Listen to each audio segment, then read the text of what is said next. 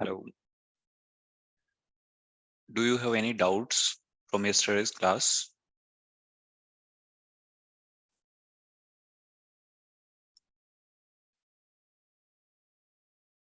अगर किसी को कोई भी डाउट है कल की क्लास में वो पूछ सकता है, नहीं है तो फिर हम क्लास स्टार्ट करते हैं। तो कल हमने क्या किया था?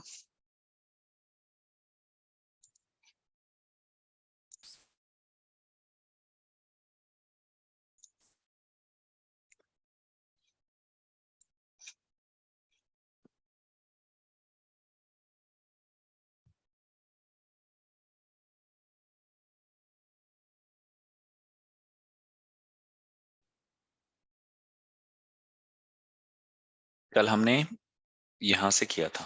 तो पहले तो बात करते हैं हम जिसपे मैं कोड लिख रहा हूं उसकी, वीएस कोड टूल की। तो आप कोई भी एडिटर यूज कर सकते हैं एचटीएमएल कोड लिखने के लिए, चाहे वीएस कोड हो चाहे सबलाइम हो, जो भी आपको बेटर लगे वो यूज कर सकते हैं।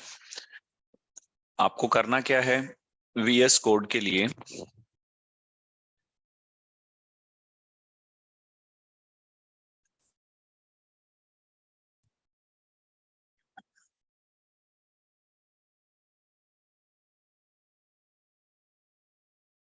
मेरी स्क्रीन विजिबल है ना आपको?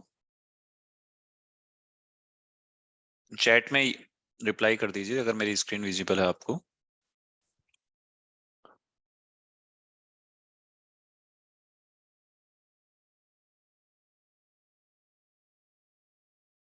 ओके।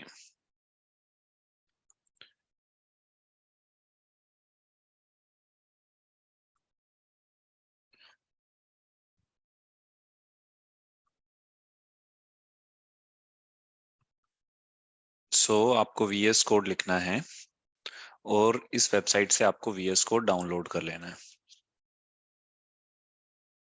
यहां से।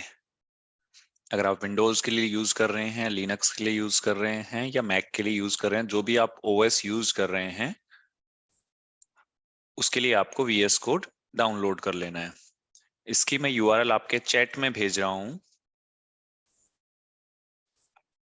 तो आप अपने सीएस सिस्टम में इसको डाउनलोड कर लेंगे।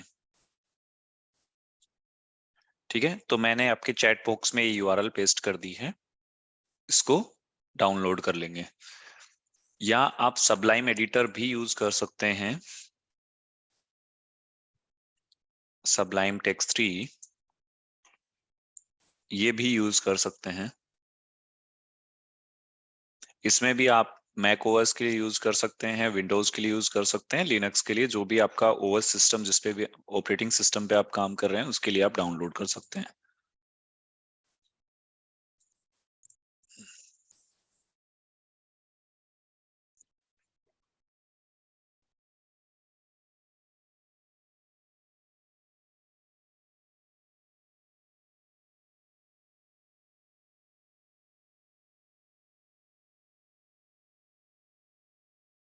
सो ये हमारे एडिटर्स हैं। तो एडिटर्स क्या काम करते हैं? हमें बेटर कोड लिखने में हेल्प करते हैं।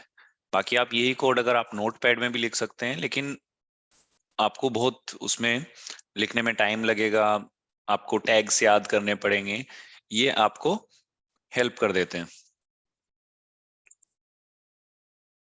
तो आप इनमें से कुछ भी डाउनलोड कर सकते हैं, इन दोनों में से, सबलाइम टेक्स्ट में से या फिर विजुअल स्टूडियो कोड में से। मैं आपको दोनों की यूआई दिखा देता हूं।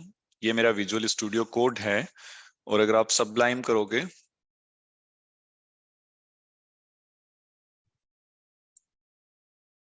तो सबलाइम कुछ ऐसा आएगा आपका। यहाँ पे भी आप सेम कोड लिख सकते हो जो हम वहां पे लिख रहे थे।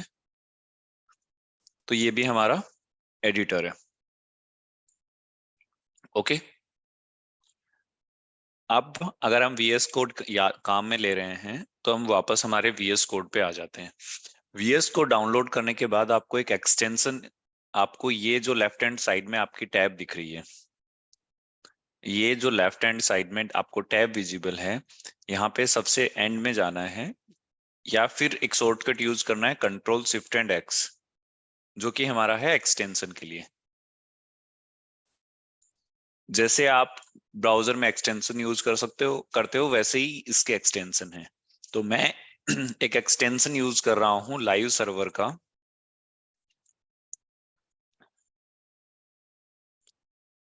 ये एक्सटेंशन।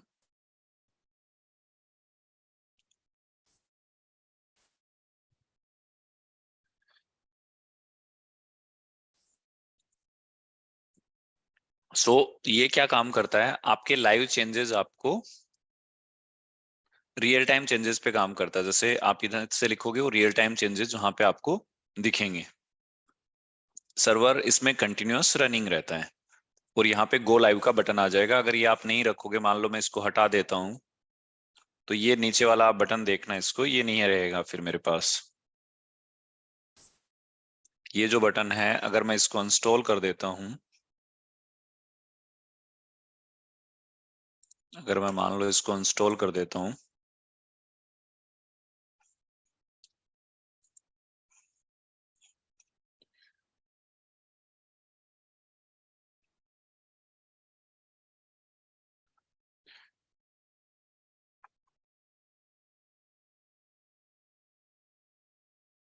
और कुछ इसमें, तो वो मेरा लाइव वाला बटन चला गया अब यहाँ से। ओके, तो जो लाइव सर्वर का बटन था वो चला गया। मैं पेज को वैसे भी देख सकता हूं मेरे ब्राउजर में ओपन करके। लाइव सर्वर इजी रहता है हमारे लिए। तो आप लाइव सर्वर सर्च करोगे और यहां से इसको इंस्टॉल कर लोगे। ओके, ये फेस्ट एक्सप्लोरर ये हमें इंडेक्सिंग दिखाता है हमारे कोड की। जैसे मेरे पास एक फुल स्टैक दिसंबर का फोल्डर है, उसमें इमेजेस फोल्डर है, उसमें ये मैंने पेजेस बनाए हुए हैं। तो ये हमें इंडेक्सिंग दिखाता है। अब हम स्टार्टिंग से करेंगे तो मैं ये सारी चीजें डिलीट करके आपको बिल्कुल नए फ्रेश फोल्डर से ये सब चीजें बताऊंगा।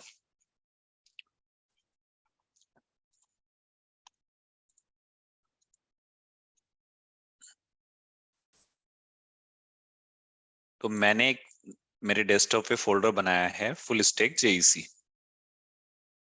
तो उसमें कोई भी फाइल नहीं है, उस फोल्डर को हम एक्सेस करेंगे।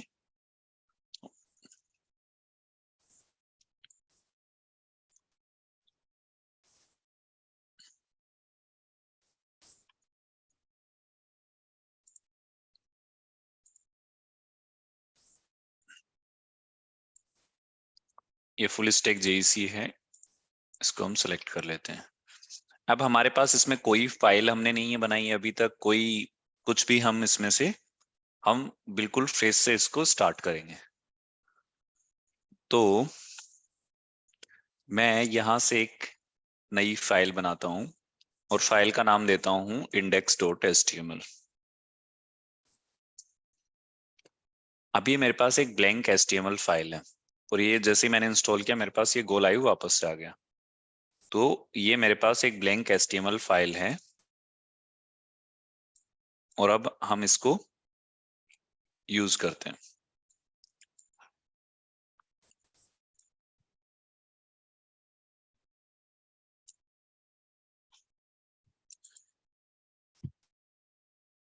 सो हमने क्या लिखा था कल, HTML, उसके बाद हमने लिखा था हेड और उसके बाद लिखा था बॉडी। हेड में हमने एक टाइटल दिया था माई वेबसाइट और यहाँ पे हमने H1 लगा के लिखा था हेलो वर्ल्ड। अब हम वापस इस स्ट्रक्चर की बात करेंगे, ये जो हमारी स्ट्रक्चर है। तो आपके पास बहुत बार टैग और एलिमेंट वर्ड आप सुनोगे। तो what is the difference between HTML tag and element? तो हमारे पास क्या है, ये जो आपको H1 दिख रहा है, ये आपको HTML दिख रहा है, ये हेड दिख रहा है, टाइटल दिख रहा है, ये ओपनिंग टैग्स हैं, यानी कि टैग का भी ओपनिंग टैग, और ये क्लोजिंग टैग है। ओके, सो इनको हम बोलते हैं opening tag and closing tag. और इस पूरे चीज को मिला के, ओपनिंग, क्लोजिंग एंड जो कंटेंट है उसको मिला के हम बोलते हैं HTML एलिमेंट। क्लियर है? जो एक कंप्लीट हमारा होगा ये होगा एक HTML एलिमेंट। तो जैसे मैं एक पैराग्राफ लिखता हूं और पैराग्राफ में मैंने लिख दिया दिस इज ए पैराग्राफ, तो ये P मेरा एक ओपनिंग टैग है, ये P क्लोजिंग टैग है, और ये एक पूरा मेरा एक HTML एलिमेंट है।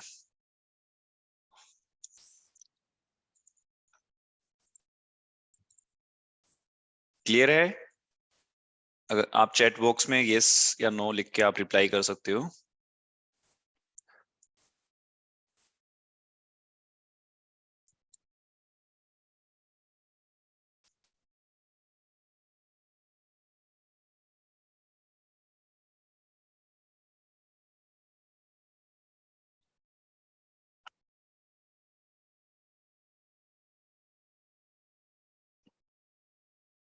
मैं आपको एक इमेज दिखाता हूँ, उससे थोड़ी और क्लियरिटी हो जाएगी।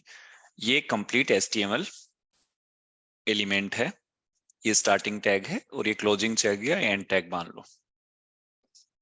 तो ये आपके बार बार अगर आप ऑनलाइन भी पढ़ोगे तो ये चीज आपके आएगी कि ये, इसको स्टार्टिंग टैग या ओपनिंग टैग बोल सकते हैं, क्लोजिंग टैग या एंड टैग बोल सकते हैं। और ये कंप्लीट हमारा HTML एलिमेंट है। तो दो चीजें हमारी क्लियर हुई, HTML tag and element. HTML tag आपको हमेशा याद रहना है प्री डिफाइंड होते हैं, ना कि यूजर डिफाइंड।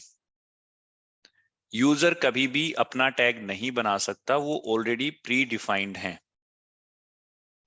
ये जो मैं लिख रहा हूं आपके सामने PH1, ये प्री डिफाइंड है, मैं अपने हिसाब से नहीं बना सकता। तो बहुत बार ये पूछ भी लेते हैं कि HTML टैग प्री डिफाइंड होते हैं, यूजर डिफाइंड होते हैं, दोनों होते हैं? तो HTML टैग प्री डिफाइंड है, यूजर डिफाइंड नहीं होते। पहली चीज तो ये। दूसरी चीज,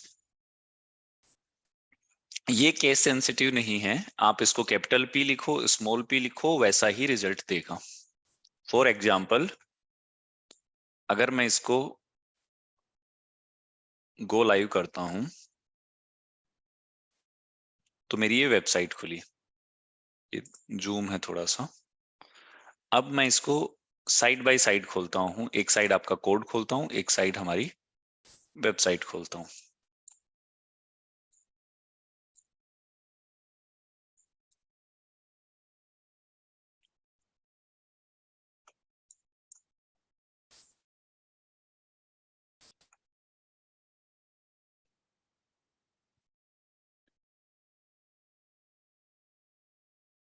ठीक है, अब मैंने दो टैग यूज किए हुए हैं यहाँ पे, H1 और P।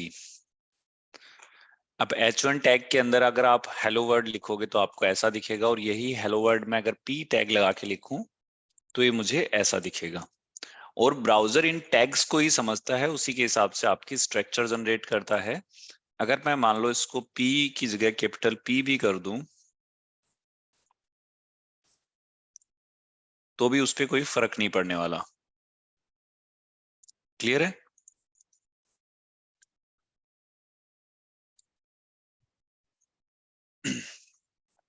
तो ये आपको हमेशा ध्यान रखना है कि HTML टैग प्री डिफाइंड होते हैं, ना कि यूजर डिफाइंड।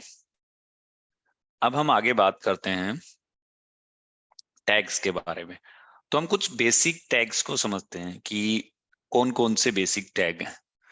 तो पहले हमारे पास आते हैं हेडिंग टैग्स। तो पहले हमारे पास आएंगे हेडिंग टैग्स। हेडिंग टैग्स कौन कौन से होते हैं? H1 से स्टार्ट होते हैं, H1, H2, H3, H4, H5 और H6, ये 6 हमारे पास हेडिंग टैग्स हैं। यानी कि हम 6 टैग के थ्रू हम हेडिंग, जिनको हेडिंग टैग हम बोलते हैं, वो H1 से लेके H6 तक है। लिखने का सिंटेक्स वही होगा। मान लो मुझे H1 के अंदर कुछ लिखना है, तो मैं H1 टैग लगाऊंगा, उसमें लिखूंगा हेलो, और उस टैग को मैं क्लोज कर दूंगा। अब हम इन 6 टैग को लिखते हैं, हम देखते हैं इन 6 टैग में क्या डिफरेंस है। ओके, तो हम हेडिंग टैग्स को देखते हैं। आप साथ साथ अपने सिस्टम में करके भी देख सकते हैं, क्योंकि एक बार अगर आप साथ कर लोगे तो फिर आपको प्रॉब्लम नहीं होगी दोबारा जब भी आप कोड लिखोगे।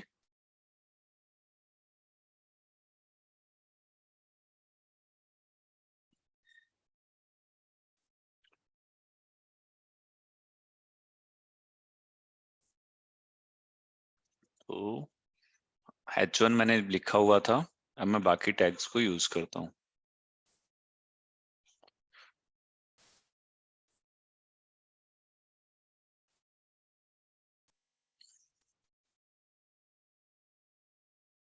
H2 में मैं हेलो वर्ल्ड को लिखता हूँ। पैराग्राफ को मैं एक बार डिलीट कर देता हूँ।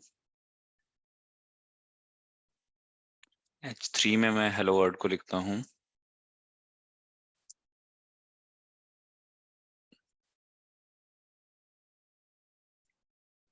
H4 में मैं लिखता हूँ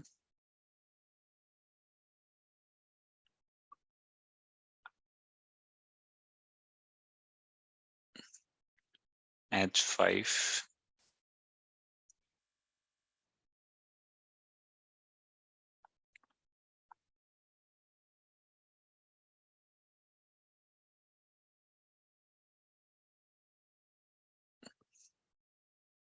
ठीक है, अब मैं इसको सेव करता हूं तो आप देखोगे ये कुछ ऐसा दिखेगा आपको, H1, H2, H3, H5, H6। तो इससे हमें क्या पता लगता है कि H1 में सबसे बड़ा होगा, यानी कि इसको इंपॉर्टेंट हेडिंग बोल सकते हैं, मोस्ट इंपॉर्टेंट हेडिंग बोल सकते हैं। और H6 लेस इंपॉर्टेंट हेडिंग आप उसको बोल सकते हैं, H6 में सबसे छोटा होगा। ठीक है, टैग्स ही हमारी हेल्प करते हैं सर्च इंजन्स को हमारी वेबसाइट के टाइटल सर्च करने में, कि ये चीज हम डिफाइन कर सकते हैं, हम पैराग्राफ से भी बना सकते हैं, किसी चीज से बना सकते हैं, लेकिन टैग भी हेल्प भी करते हैं हमारी वेबसाइट को, सर्च इंजन्स को। ओके, हम इनको और भी बड़ा लिख सकते हैं CSS की यूज से, पर अभी हम सिर्फ बेसिक टैग्स को देख रहे हैं। अब नेक्स्ट टैग मैं देखूंगा पैराग्राफ। तो हम पैराग्राफ को पहले भी देख चुके हैं, हम पैराग्राफ को डिफाइन करते हैं P से।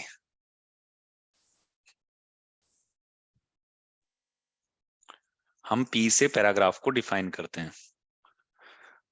अब मैं पैराग्राफ में ये लिख देता हूं, दिस इज माई पैराग्राफ।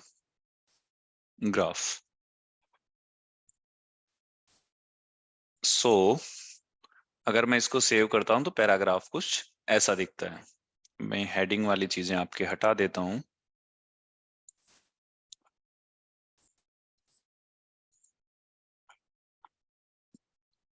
ठीक है, तो ये आपका पैराग्राफ टैग है।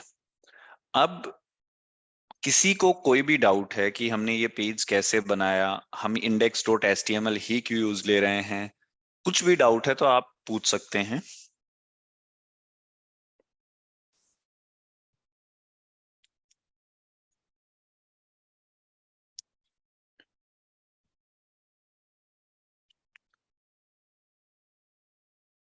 किसी को कोई डाउट नहीं, क्योंकि फिर हम असाइनमेंट्स करेंगे, तब मुझे ये नहीं सुनना कि बहुत सारे लोग उसको .txt में सेव कर देंगे कुछ।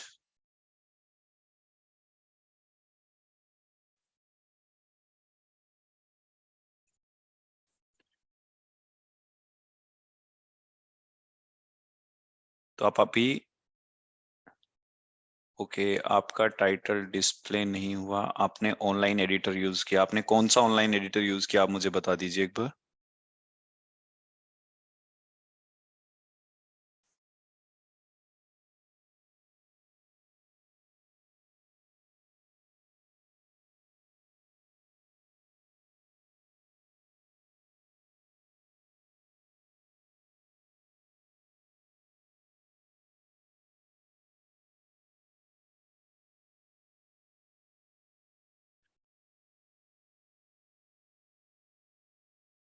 ओके, आपने W3 स्कूल का एडिटर यूज किया। अभी मैं करके दिखा दूंगा। और कोई डाउट? index.html, ये भी मैं आपको बताऊंगा index.html की use. Title is not change. Okay,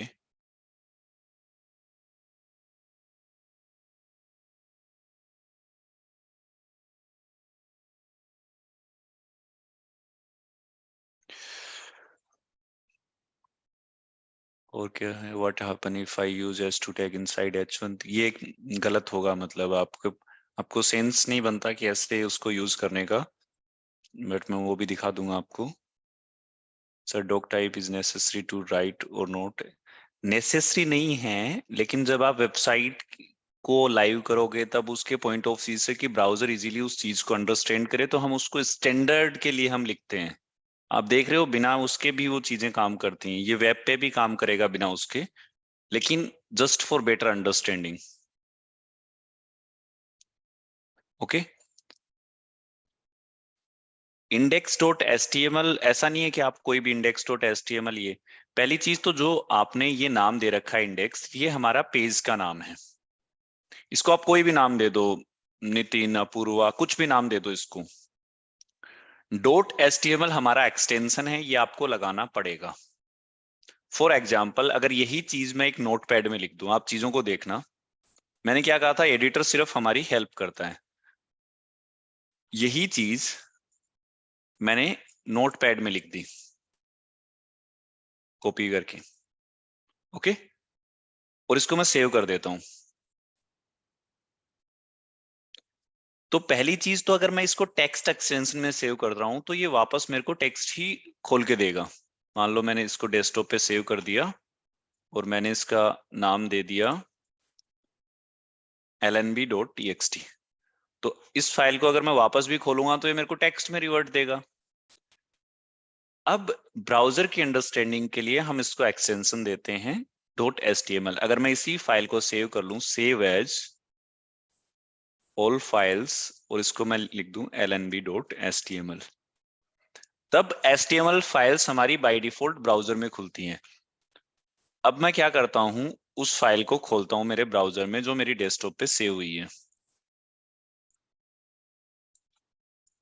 तो आप देखोगे, C user Y OneDrive desktop lnb.html, ये प्रॉपर उसी व्यू में खुलेगी। और उस फाइल को अगर मैं चेंज भी करता हूं, फॉर एग्जाम्पल इस फाइल को मैंने चेंज कर दिया, हेलो वर्ड की जगह हेलो वर्ड 1 कर दिया, और इसको मैंने सेव कर दिया, तो मैं देखो इसको रिफ्रेश करूंगा तो हेलो वर्ड 1 की प्रॉपर काम करेगा। लेकिन इसमें आपको प्रॉपर टैगिंग लिखनी पड़ेगी। मान लो अगर मुझे एक H1 और लिखना है, और मुझे लिखना है हेलो LNB, तो मुझे प्रॉपर देखो यहाँ क्लोज भी करना पड़ रहा है, क्योंकि एडिटर उन्हीं चीजों में हमारी हेल्प कर रहा था कि ऑटो टैग को लिखने में, उसको ऑटो टैग क्लोज करने में। तो हम इसमें भी लिख सकते हैं, तो हम कोई भी एडिटर यूज कर सकते हैं। तो पहली चीज तो ये।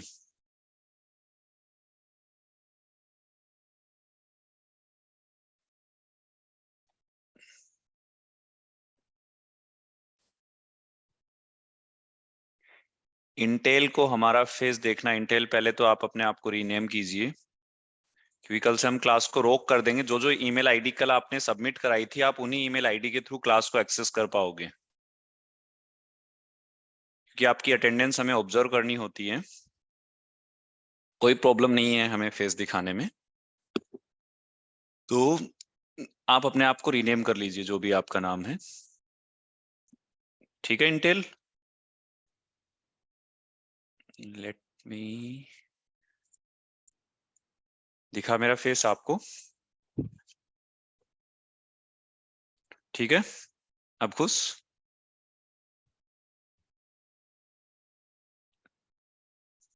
तो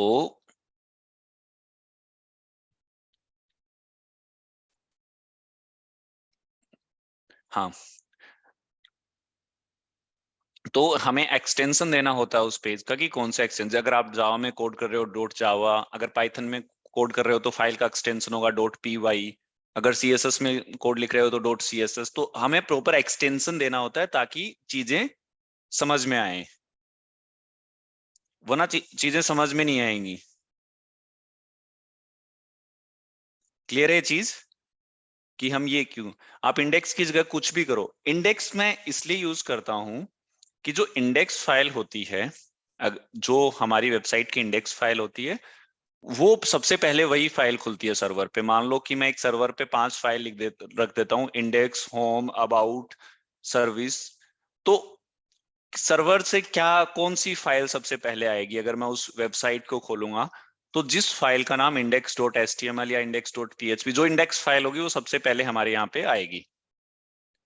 इसलिए मैंने इंडेक्स फाइल दिया आपका नाम। इसका भी मैं आपको एक रियल डेमो दूंगा। हाँ रवि राजन, पूछिए, कोई इशू नहीं है, जो भी आपको डाउट है। इसको अभी मैं आपको एक सर्वर पे भी एक करके दिखाऊंगा ताकि आपको अंडरस्टैंडिंग हो हमेशा फाइल्स की, कि फाइल्स कैसे काम की जाती हैं। इंटेल आपका टाइटल कहाँ चेंज नहीं हुआ? आप मुझे थोड़ा सा बताइए कि सर यहाँ पे मेरा टाइटल चेंज नहीं हुआ है।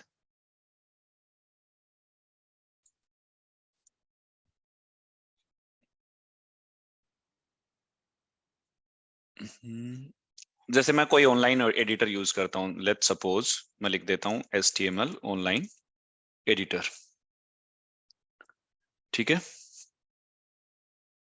W3 स्कूल यूज कर लो, प्रोग्राम इज यूज कर लो, ठीक है। आपने ये यूज किया तो आपका क्या नहीं हुआ अपूर्वा? टाइटल इसलिए डिस्प्ले नहीं हो रहा होगा ना कि ये आपका यहाँ पे एडिटर चल रहा है, आपका टाइटल कहाँ दिखाएगा वो?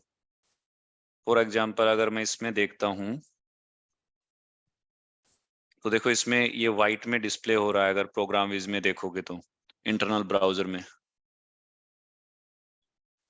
इसमें भी देखते हैं अगर कोई है तो। इसमें जगह ही नहीं है, आपके ब्राउजर में जगह कहाँ है उसको डिस्प्ले होने की। बाकी आप कोई भी इसमें टास्क करोगे तो प्रॉपरली काम करेगा। अगर इसको मैं कर देता हूँ ग्रीन, उसको रन करता हूँ तो ये प्रॉपरली काम करेगा। आप इस एडिटर को यूज कर लीजिए, प्रोग्रामिज वाले को, यहाँ पे भी। और इससे बेटर एक और चीज है, VS कोड का एक ऑनलाइन वर्जन भी है। अगर आप लिखोगे vscode.dev तो आपका VS कोड ऑनलाइन चलेगा। आपको कोई अकाउंट नहीं बनाना, यहां से ये आपके सिस्टम से फाइल उठा लेगा। और ये देखो VS कोड ऑनलाइन आ गया। जो लेआउट हम ऑफलाइन यूज कर रहे थे वो लेआउट हमारे पास ऑनलाइन आ गई। अब मैं जैसे मैंने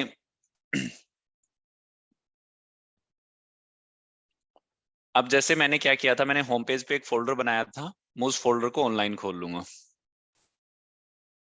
होम पेज पे ये था मेरा फुल स्टैक जेईसी, इसको मैंने ओपन कर लिया। ये देखो मेरी फाइल आ गई जो मैंने बनाई थी। ओके, और इसमें मैं एडिट कर सकता हूँ। तो आप इसको भी यूज कर सकते हो। अगर मेरे एक्सटेंशन अगर यहाँ पे यूज आ रहे हैं, मैंने इसको इतना ज्यादा कभी यूज लिया नहीं, नहीं एक्सटेंशन यहाँ नहीं चलेगा।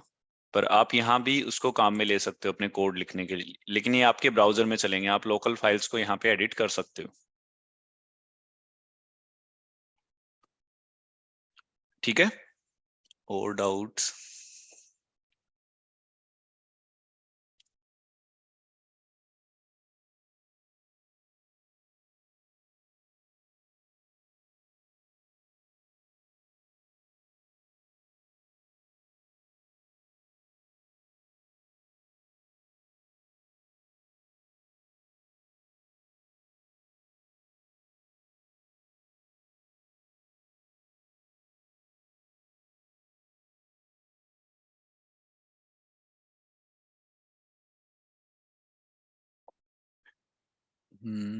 ठीक है, ये भी हो गया। डॉट HTML एंड डॉट दोनों सेम है, डॉट HTML और डॉट HTM, लेकिन आप HTML ही यूज करो। और ठीक है sir, I have install the extension live server in my VS code but I am not able to run the code. So आप ये क्लास 7 बजे एंड हो जाती है, उसके बाद मेरे को एक बार स्क्रीन शेयर करके दिखा देना रवि राजन, आपको क्या प्रॉब्लम आ रही है, तो हम उसको रिजोल्व कर लेंगे क्लास एंड होने के बाद में। ठीक है,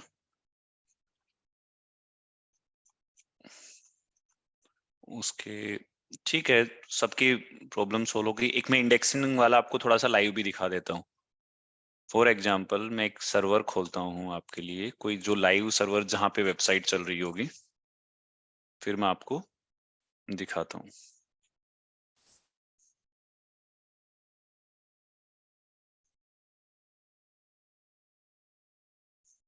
कि आप तो अपने डाउट्स पूछ लिया करो, कि जो भी आपको डाउट्स आ रहे हैं,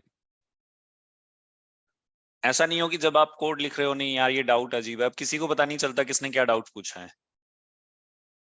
आप एनोनिमसली डाउट भी पूछ सकते हो, आपके डाउट्स भी क्लियर हो गए। आप बोलोगे मेरा नाम नहीं लेना डाउट बताते टाइम, तो मैं नाम भी नहीं लूंगा, आप तो बस अपने डाउट्स पूछ लिया कीजिए, ताकि हमारे लिए चीजें इजी हो।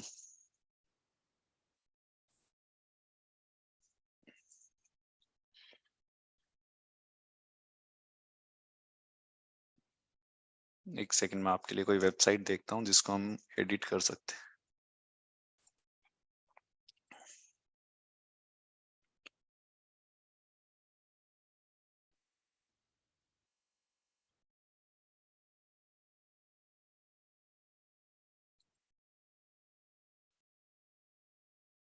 जैसे ये एक वेबसाइट है, इसका सर्वर मेरे पास है। अब बात कर रहे थे हम इंडेक्स क्यों लेते हैं, तो मैं इसका एक सर्वर का एक पैनल खोल के दिखाता हूँ आपको, जहां से अगर आपने सी पैनल का नाम सुना हो, कितने लोगों ने नाम सुना है, ये इसकी फाइल्स रखी हुई हैं यहाँ पे। ओके, तो ये सबसे पहले कौन सी फाइल मैंने बताई थी, इंडेक्स फाइल को कैच करता है। फॉर एग्जाम्पल मैं इंडेक्स को रीनेम कर देता हूँ, मैंने इसको कर दिया रीनेम, और मैंने इसको होम कर दिया, या फिर XYZ कर दिया मैंने इंडेक्स को, और इसको रीनेम कर दिया। ओके, अब मैं इस वेबसाइट को खोलता हूँ, आपके वहां भी दिखेगी ये वेबसाइट। तो देखो सारी वेबसाइट बंद हो गई, क्यों हुई, क्योंकि उसको सबसे पहले इंडेक्स पेज चाहिए था, वो इंडेक्स पेज इसको नहीं मिला। तो by default index page use करते हैं। अगर मैं इसी को वापस इंडेक्स कर दूंगा XYZ को, तो वापस से उसी मोड में चलने लग जाएगी। मैं इस रिफ्रेश करूंगा क्योंकि इसको इंडेक्स पेज वापस मिल गया, तो देखो वापस चलने लगी।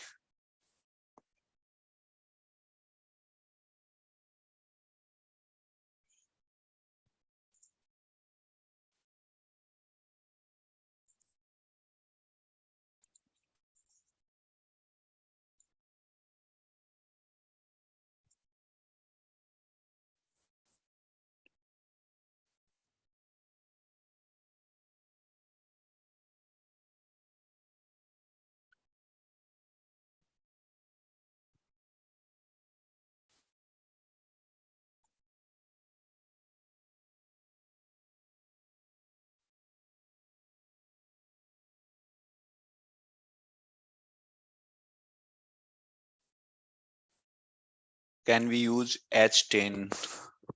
नहीं, मैंने बताया था HTML टैग्स प्री डिफाइंड होते हैं, H10 का कोई सेंस नहीं है, तो ब्राउजर उसको समझेगा ही नहीं।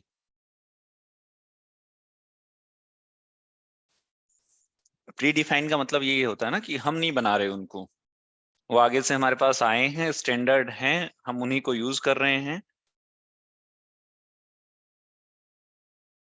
तो आप H10 नहीं यूज कर सकते, आप यूज करके देखो, आपको कोई उसमें वो नहीं आएगा, आपके पास कोई रिजल्ट नहीं आएगा H10 का। Okay, can we change the size of tag while using a tag? मैं समझा नहीं आपका डाउट, आप थोड़ा सा इसको रिफाइन करके बता दीजिए। तब तक हम और टैग्स को देखते हैं, फिर हम वापस से डाउट लेंगे। तो हमने देखे हेडिंग टैग्स, हमने देखे पैराग्राफ टैग। ओके, तो अब हम वापस आ जाते हैं। हाँ बिल्कुल, साइज ऑफ लेटर्स चेंज कर सकते हैं, कोई दिक्कत नहीं है। आप ये बताना चाह रहे हो साइज ऑफ लेटर्स के केस में, पहले तो मैं इसको, ये कहाँ पे चल रहा है शायद, ठीक है। तो आप ये कहना चाह रहे हो जैसे H1 की फॉन्ट साइज है वो हम बदल सकते हैं, तो ये आपके CSS में आएगा। फिर भी अगर आपका, मैं समझ पा रहा हूं तो आपका यही है,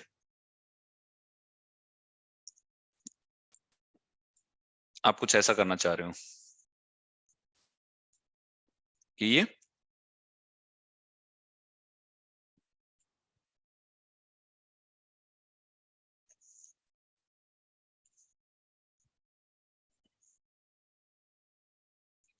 सो अब हम आगे बढ़ते हैं हमारे नए टैग की तरफ।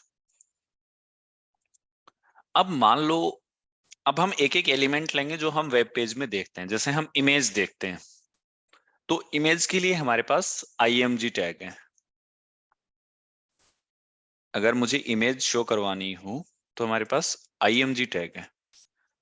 पर अब हमारे पास दो चीजें और, एक चीज और नया वर्ड आ जाता है, एट्रीब्यूट्स।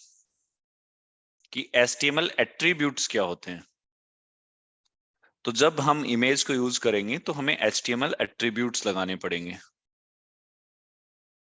और सारे HTML एलिमेंट्स के पास एट्रीब्यूट्स होते हैं। तो एट्रीब्यूट्स का काम क्या होता है कि उस, ये जो हम टैग यूज करते हैं, ओपनिंग टैग के अंदर हम उसको यूज करते हैं, वो एडिशनल इंफॉर्मेशन हमें बताता है टैग के लिए। और एट्रीब्यूट में दो चीजें होती हैं, एक एट्रीब्यूट का नाम और एक एट्रीब्यूट की वैल्यू। तो हमारे पास एक वर्ड और आया है, HTML एट्रीब्यूट। और एट्रीब्यूट के अंदर दो चीजें होती हैं, एट्रीब्यूट का नाम और उसके आगे उसकी वैल्यू लिखते हैं कि उस नाम की क्या वैल्यू है। ओके, और एट्रीब्यूट हमेशा कहां लगते हैं, ये जो आपका टैग है स्टार्टिंग टैग, इसके अंदर। जैसे अगर मेरा एट्रीब्यूट पैराग्राफ के अंदर एट्रीब्यूट लगेगा तो यहां पे लगेगा। तो एट्रीब्यूट लगते हैं आपके इस स्टार्टिंग टैग के अंदर। और सारे एलिमेंट्स के पास अपने अपने एट्रीब्यूट होते हैं। अब इमेज के लिए हम एक एट्रीब्यूट्स को हम और डीप में समझेंगे, लेकिन इमेज के लिए एक एट्रीब्यूट हम यूज करते हैं SRC। कि मान लो मैंने ये इमेज टैग लगा दिया, पर इमेज टैग का सेंस कब होगा, जब हमारे पास कोई इमेज आएगी। इमेज आने के लिए हमें बताना पड़ेगा कि इमेज हमारी कहाँ है। तो इमेज हमारे पास दो जगह हो सकती है, या तो लोकली स्टोर हो सकती है या ग्लोबल हो सकती है कहीं पे, या तो हमारे सिस्टम में हो सकती है या फिर इंटरनेट पे हो सकती है। अब अगर हमारे सिस्टम में है, इंटरनेट पे है, दोनों ही चीज में उसका कोई तो एड्रेस है कि कौन से एड्रेस पे वो इमेज सेव है। तो उसका सोर्स क्या है। यस रश्मिका, आप अपना डाउट लिख दीजिए। तो जब भी हम इमेज टैग करते हैं, उसको क्लोज करने की जरूरत नहीं है इमेज टैग को, तो हम SRC एट्रीब्यूट को यूज करते हैं। तो मैंने क्या कहा था, एट्रीब्यूट में दो चीजें होती हैं, नाम और वैल्यू। तो SRC हो गया हमारा नाम, अब उसकी वैल्यू, वैल्यू मतलब SRC ये मान सकते हैं सोर्स, सोर्स ऑफ इमेज की। सोर्स ऑफ इमेज क्या है, फॉर एग्जांपल मान लो मैं इंटरनेट पे कोई इमेज सर्च करूं, मैं इंटरनेट पे लिख देता हूं इमेज, जैसे मेरे पास ये इमेज है, ठीक है, और इस इमेज की मैं URL देखता हूं, तो आप देखोगे ये मेरी इमेज की URL है। और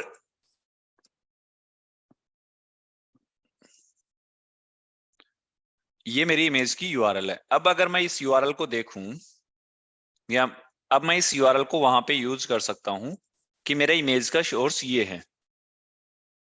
तो अगर मैं उस, यहां पे इसको as a source URL use करूं,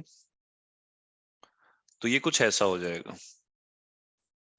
ठीक है, और इसको मैं कर देता हूं सेव। पहले तो मैं वो हटा देता हूं हमारा ये जो, अब मैं आ जाता हूं हमारे इस पे और इसको मैं करता हूं सेव। तो देखो वो इमेज मेरी इस पेज पे डिस्प्ले होना स्टार्ट हो गई।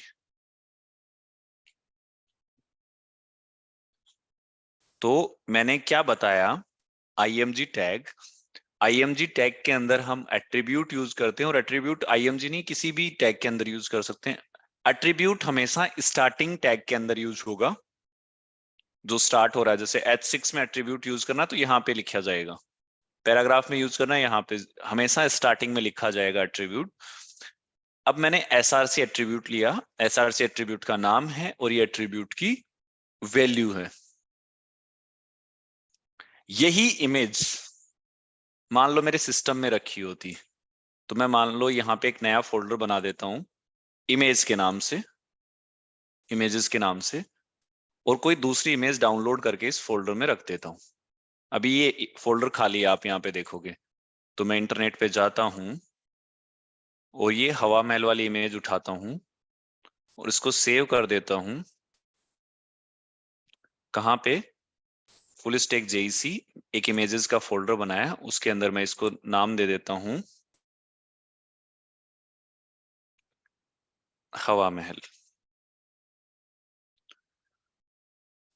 और इसको मैंने सेव कर दिया। ठीक है, अब मैं आ गया मेरी वेबसाइट पे। इमेज के बारे में अभी मैं डाउट्स लूंगा थोड़ी देर में, बस एक बार मैं ये वाली चीज बता देता हूँ। अब मैं क्या करता हूँ, ये वाला मैं डिलीट कर देता हूँ, ये मेरी इमेज हट गई। अब यहाँ पे देखोगे इमेज में मेरे पास हवा महल डॉट जेपीजी है। वापस मैं इमेज टैग यूज करता हूँ। अब इमेज टैग के साथ मुझे सोर्स यूज करना पड़ेगा। सोर्स में मैं स्लेस लगाऊंगा तो ये अपने आप मेरे पास फोल्डर आ जाएगा, इमेजेस हवा महल, क्योंकि मेरा पाथ क्या है, इमेज फोल्डर के अंदर हवा महल डॉट जेपीजी, और इसको मैं कर देता हूँ क्लोज। और ये देखो ये मेरी फोटो। तो वो जो हमने यूज किया था वो इंटरनेट से यूज किया था, ये हमने यूज किया हमारे लोकल सिस्टम से। क्लियर है? अब मुझे इमेजेस के डाउट बताओ, do we need to memorize different attributes for different tags और दे आर सेम? कुछ कॉमन एट्रीब्यूट्स हैं, इतने ज्यादा एट्रीब्यूट्स हैं नहीं कि आपको, जैसे इमेज के लिए एसआरसी है, हाइट विड्थ के एट्रीब्यूट्स हो गए, स्टाइल हो गया, कुछ ऐसे बहुत सारे एट्रीब्यूट्स नहीं है। आप एक पेज बनाओगे जिस दिन बैठ के 2-4 घंटे, आपको सारे एट्रीब्यूट्स याद हो जाएंगे। एक दो बार नहीं भी याद हो रहे हैं तो आपको मैं शोर्ट्स दूंगा या कुछ पढ़ने के लिए दूंगा, जब भी आप बनाओ उसमें से देख लेना, तो आपको मेमोराइज हो जाएंगे, इतने ज्यादा है नहीं। और एडिटर आपकी हेल्प कर देता है, ऐसा नहीं है कि आपको याद रखने हैं। जैसे इमेज के साथ आपको एसआरसी का एग्जैक्ट सिंटेक्स याद नहीं रहता, लेकिन आपको इतना पता है शोर्स आएगा तो एस लिखोगे तो एसआरसी अपने आप आ जाएगा। सो आपको इतना ज्यादा याद, जैसे फॉर एग्जांपल अगर मैं H1 के अंदर स्टाइल लगाता, मैंने फॉन्ट साइज तो मैंने एस लिखा, तो ये देखो अपने आप स्टाइल आ गया। अब स्टाइल में मैं क्या करना चाहता हूं, मैं जैसे फॉन्ट साइज बढ़ाना चाहता हूं तो मैंने एफ लिखा, फॉन्ट साइज आ गया। फॉन्ट साइज में कितने पिक्सल्स करना चाहता हूँ, 50 पिक्सल्स करना चाहता हूँ। तो एडिटर इस एंड पे आपकी हेल्प कर देता है, वीएस कोड। ये चीज हमारे पास नोटपैड में नहीं होती। फॉन्ट कलर के लिए आप कलर यूज करो, मतलब स्टाइल के अंदर कलर लिखो। जैसे मान लो कि मुझे चेंज करना है, तो मैं यहाँ पे कलर रेड कर दूंगा, इसका कलर रेड। तो देखो ये कलर रेड हो गया। मल्टीपल स्टाइल्स लगा सकते हो, ऐसा नहीं है ना कि मैं बार बार स्टाइल थोड़ा ना लिखूंगा। तो मैं हर एक उसको क्लोज कर रहा हूं वैल्यू को, और आप क्लोज करके कितनी भी चीजें लिख सकते हो। जैसे मुझे इसका बैकग्राउंड कलर लगाना हो और भी कुछ इसमें चीजें लगानी हो, तो मैं सेमी कॉलन से इसको क्लोज करके और मैं लिखता जाऊंगा। नहीं, इस इमेज के लिए आपको जरूरत नहीं है, आप लगाना चाहो तो क्लोज करके लिख दो, उससे कोई फर्क भी नहीं पड़ेगा, लेकिन इसके लिए जरूरत नहीं है। Okay Devendra, clear? Apoorva clear, MD clear है सभी को? तो ये हमारा इमेज, और आप इमेज को लगा के देखोगे एक दो बार, तब चीजें समझ में आएंगी। बहुत बार कॉमन मिस्टेक क्या होती है, आप एसआरसी को एससीआर लिख देते हो, आपको सिंटेक्स याद नहीं रहते, या फिर आप पाथ सही नहीं देते तो आपकी इमेज डिस्प्ले नहीं होगी। मान लो मैं क्या करूंगा, इमेज की जगह, अगर मैं इमेजेस की जगह इमेज लिख दिया मैंने, तो मैंने पाथ सही नहीं दिया तो ये कुछ ऐसा दिखेगा, मेरा पाथ गलत हो जाता है। एक कॉमन मिस्टेक सबसे ज्यादा जो मैंने देखी है, मान लो आप गूगल से इमेज उठा रहे हो, तो क्या करते हैं, जैसे इस इमेज को खोला, इमेजेस में गए लोग, और क्या करते हैं, इस इमेज को खोला और ये वाली यूआरएल कॉपी करके डाल देते हैं, तो ये इमेज की यूआरएल नहीं होती। इमेज के लिए आपको proper open image in new tab करके उस यूआरएल को देखना पड़ता है, ये आपकी प्रॉपर यूआरएल है। इमेज की यूआरएल वो कंसीडर होगी कि जब आप वो यूआरएल लिखोगे तो सिर्फ इमेज दिख रही हो और कुछ भी नहीं दिख रहा हो। कुछ लोग इसको खोलते हैं, कोई भी ये वाली यूआरएल डाल देते हैं, तो ये इमेज की यूआरएल नहीं है, क्योंकि यहाँ पे एक पूरी वेबसाइट डिस्प्ले हो रही है। तो वो कॉमन मिस्टेक आपको ध्यान रखनी है कि इमेज की यूआरएल आप कैसे ले रहे हो। जैसे तो ये इमेज की यूआरएल हुई, अगर मैं ये यूआरएल वहां पे रख दूंगा कोड में, अगर मैं इसको यहाँ पे रख दूंगा, तो ये मेरे पेज पे आ जाएगी। देखो ये मेरे पेज पे आ गई। तो ये चीजें आपको हमेशा ध्यान रखनी है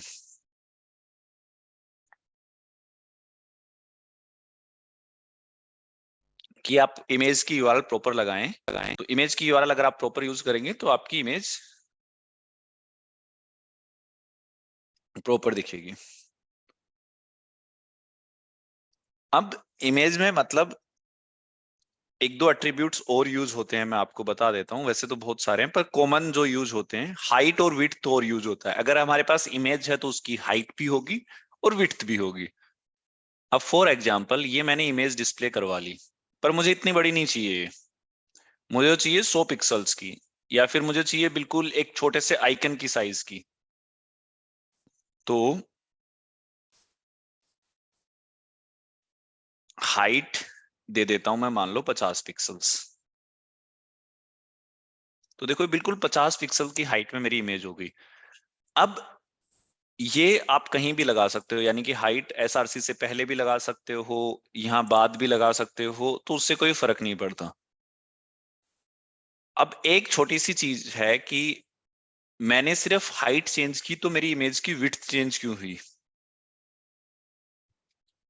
हाँ रवि रंजन, हम कहीं भी मूव करा सकते हैं, तो वो भी हम देखेंगे जब हम स्ट्रक्चर्स को पढ़ेंगे कि हम एलिमेंट्स को अरेंज कैसे करते हैं। अभी हम एलिमेंट्स को देख रहे हैं, उनके अरेंजमेंट भी हम देखेंगे कि एक प्रॉपर अगर हमें पेज बनाना है तो उनको एक पेज में कैसे अरेंज करेंगे हम।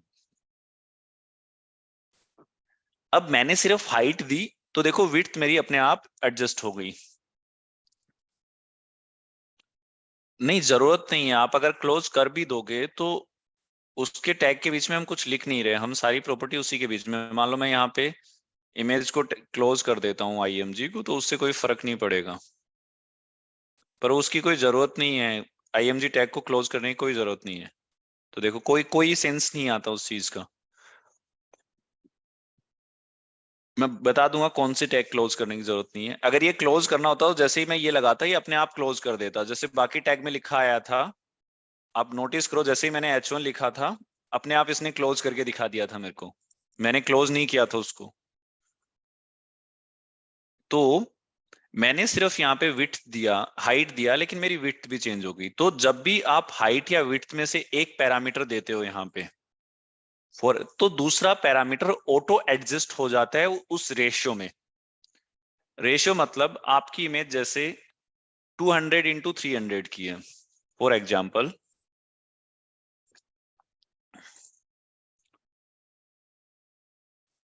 आपकी इमेज जैसे मान लो 200 × 300 पिक्सल्स की है,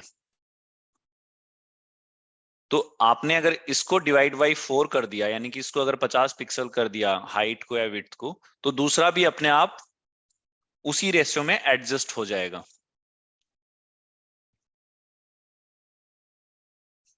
ये चीज क्लियर है। इसीलिए जब मैंने हाइट 50 पिक्सल्स दी तो मेरी विड्थ ऑटो एडजस्ट हो गई उसी रेशियो में।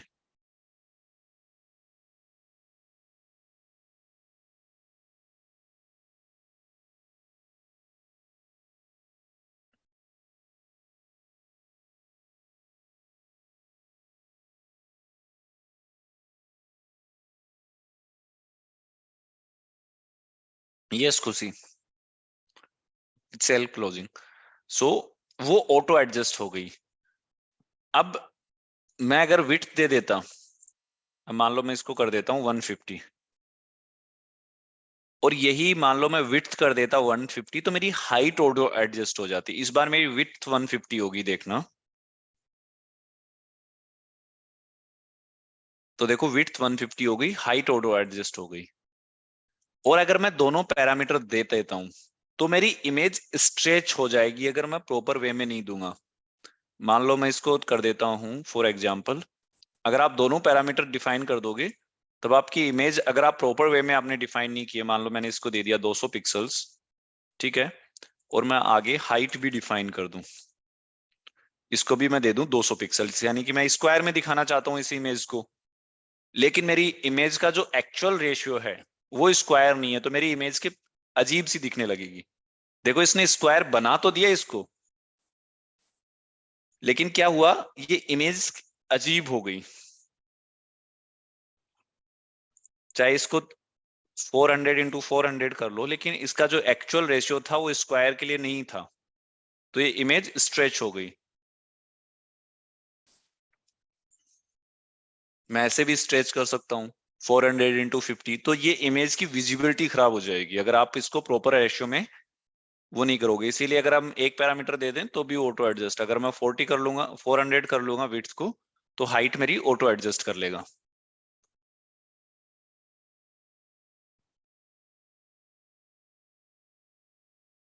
क्लियर है चीज?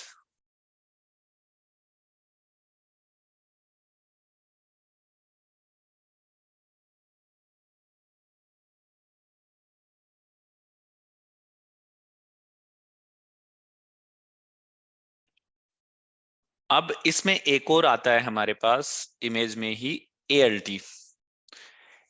ये इमेज के अंदर ही लगता है। ALT आप नहीं भी लगाओगे तो इससे कोई फर्क नहीं पड़ेगा। ALT means alternate text. मान लो किसी रीजन से मेरी इमेज डिस्प्ले नहीं हुई वेबसाइट पे, स्लो कनेक्शन हो सकता है, या मेरा पाथ गलत हो सकता है, या मान लो मैंने इंटरनेट से ले रखी हो, उस वेबसाइट ने डिलीट कर दी हो, तो ALT टैग हम यूज करते हैं, अल्टरनेट जिसको हम बोल सकते हैं। अब इसमें मैं लिख देता हूं नो इमेज फाउंड।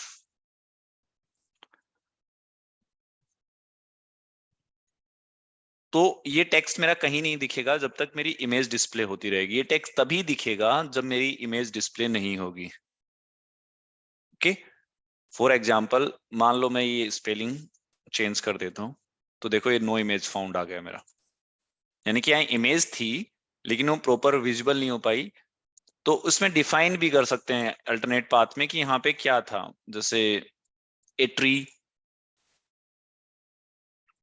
मैं लिख देता हूँ अल्टरनेट टेक्स्ट में,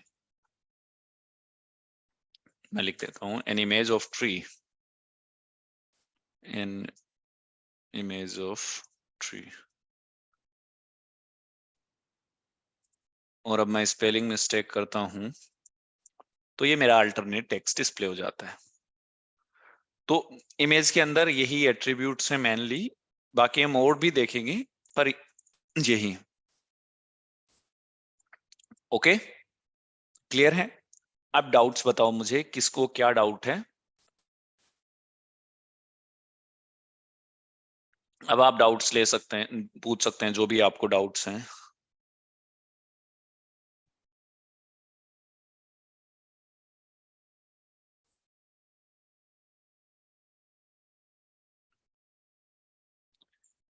और नेक्स्ट क्लास से आप ध्यान रखें कि जो भी आप अपना नाम लिखते हैं वो प्रॉपर लिखें, क्योंकि हम यहाँ से अटेंडेंस आपकी कॉलेज भेजते हैं, वो अटेंडेंस आपकी वो पता काउंट करते हैं, क्या करते हैं हमें नहीं पता, लेकिन हमें अटेंडेंस आपकी भेजनी होती है।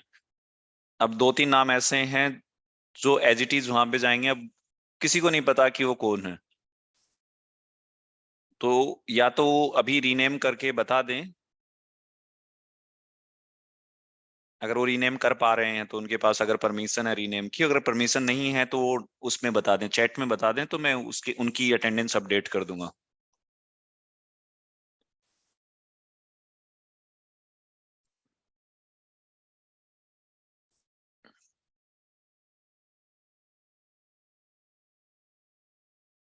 नहीं नहीं, उनको कोई सेमीकोलन यूज नहीं होगा उनमें।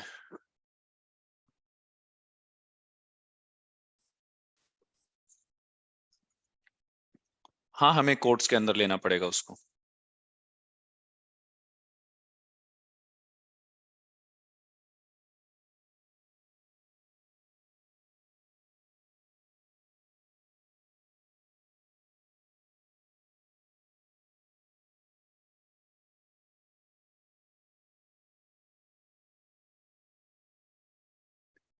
Where we can use semicolon,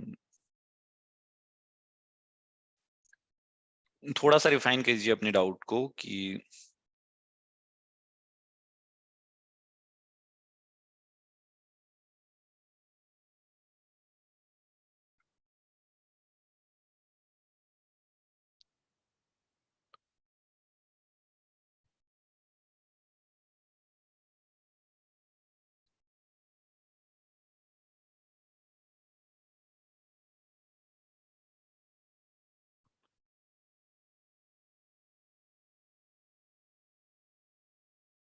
नहीं नहीं, ऐसा कोई नहीं है।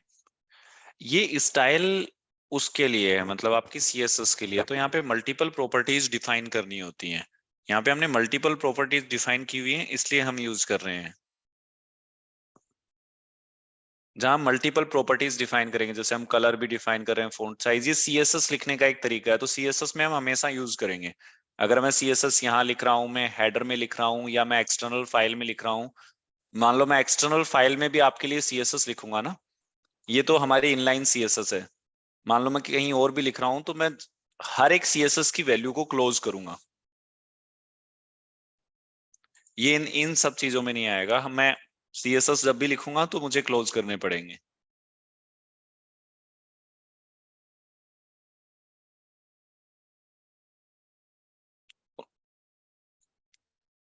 एमडी दोनों में बहुत डिफरेंस है, मतलब वो अलग है, ये अलग है, सबके अपने अपने सिंटेक्स होते हैं लिखने के।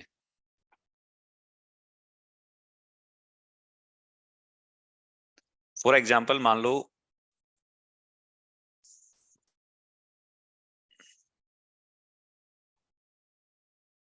मैं कोई वेबसाइट दिखाता हूँ आपको। जैसे, नहीं रमेश, कल क्लास नहीं होगी।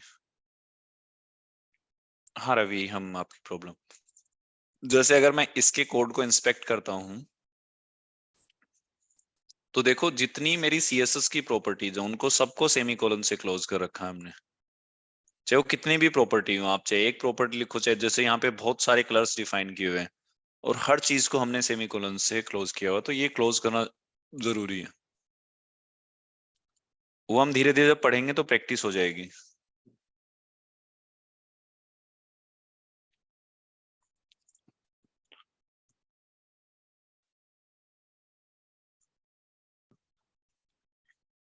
कोई और डाउट?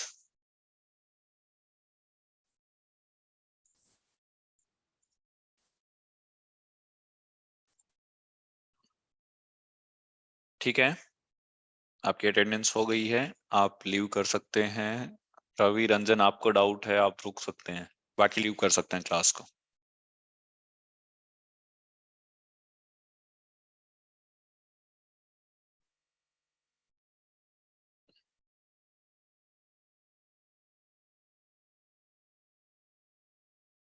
अब आज नहीं मिलेगी पीडीएफ, जब भी हम ये थोड़े से टैग्स पढ़ लेंगे उसके बाद आपको पीडीएफ मिल जाएगी।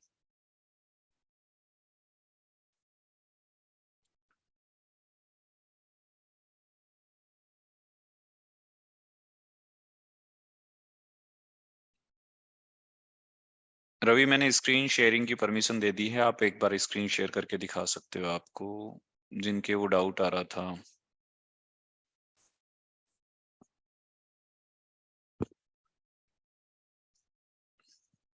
रवि रंजन, आप अपनी स्क्रीन शेयर कर सकते हैं, मैंने आपको परमिशन दे दी है स्क्रीन शेयरिंग की।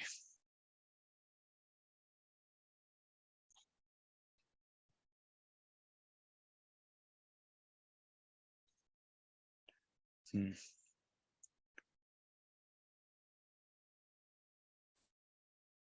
मणिकांत, आपको स्टडी मटेरियल प्रोवाइड करवाया जाएगा, लेकिन अभी नहीं, जब आपके टॉपिक क्लोज होंगे उसके बाद आपको प्रोवाइड करवा दिया जाएगा, अगर आपको जरूरत होगी तो। आपके नीचे आया तो हुआ है गो लाइव, सबसे नीचे देखो आप लेफ्ट हैंड साइड कॉर्नर में।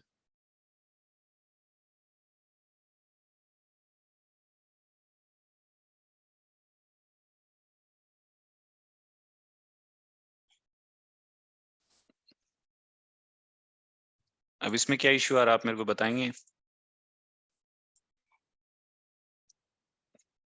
अनम्यूट कर रहा हूं मैं आपको, आप मेरे को बोल के बता सकते हैं इसमें क्या इश्यू आ रहा है।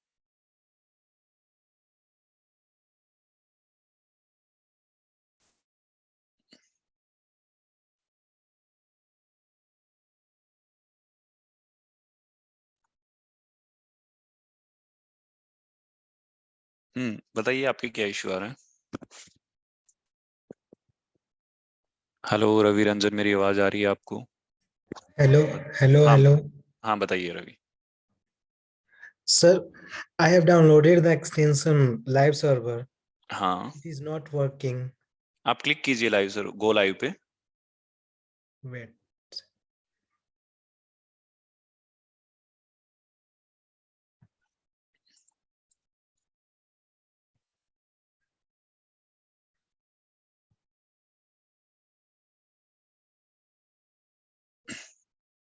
आप सी वाले फोल्डर के अंदर ही ये वाली चीजें चला रहे हो, सी पाइथन सब एक जगह ही रख रखा आपने। ठीक है, आप Sir, I am creating new folder. हाँ एक न्यू फोल्डर क्रिएट करके आप चलाइए, एक बार देखते हैं।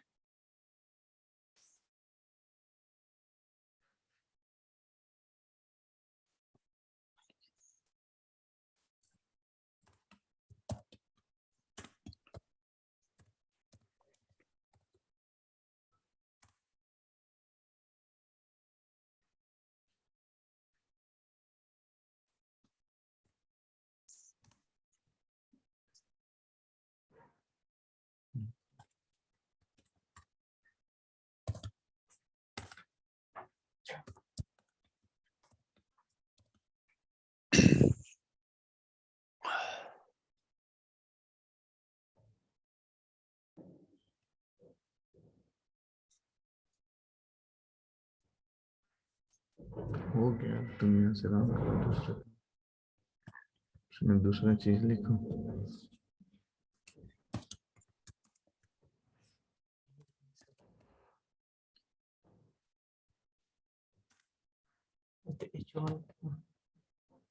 H1 के अंदर लिखो या फिर P के अंदर लिखो, टैग यूज करो।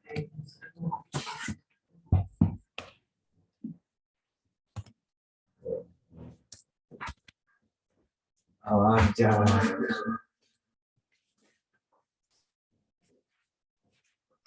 क्या बता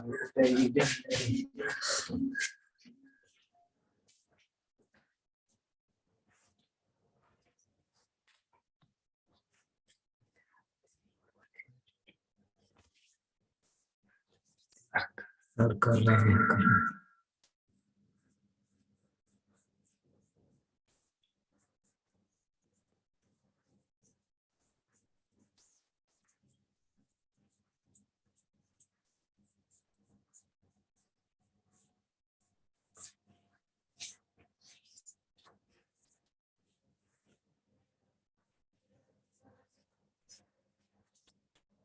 आप कुछ कर रहे हैं? क्योंकि अभी मुझे कुछ दिखाई नहीं दे रहा आप क्या कर रहे हैं।